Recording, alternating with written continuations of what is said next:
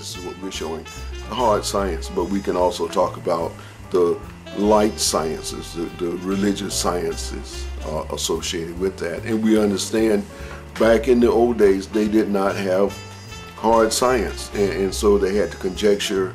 You know, we have to assume, we have to make assumptions and conjectures of what is going on.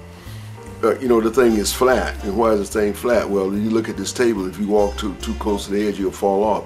So the assumption is the thing has to be flat, you know, and so this was an observation of the day, and we understand that, and we work with that and all that. Another shoe was this shoe. You put your feet into buckets. Call this a bucket shoe, and the whole idea is to get out of marsh and swamp and I mean, you know, wet, a lot of wet areas. And it's not just wet areas.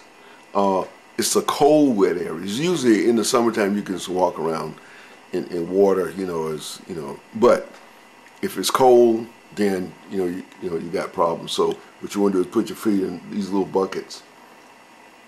And here again, this could be another avenue of the orientation of the water shoe.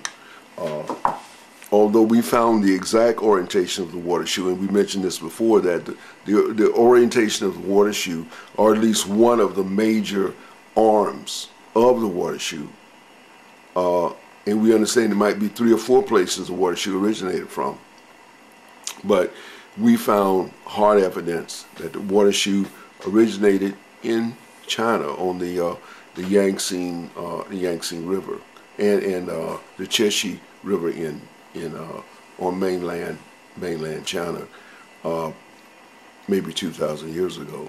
And so and we have the books with all that stuff in it. So we try to do a little bit more than conjecture. Although here again, here we're not so much into the philosophy and the psychology and the historical things associated with these water shoes. Although I'm here and I need to probably build a bigger and a heavier foundation for these water shoes. So we kind of rattle, on, you know, so we can get a lot of little teeny stuff in. We don't want the water shoes just to be a skeleton. Okay, well, you just do this and do that and get some bamboo and you can make your shoes and you go out in the ocean and all this stuff. You know, in other words, this is not a hula hoop. The water shoes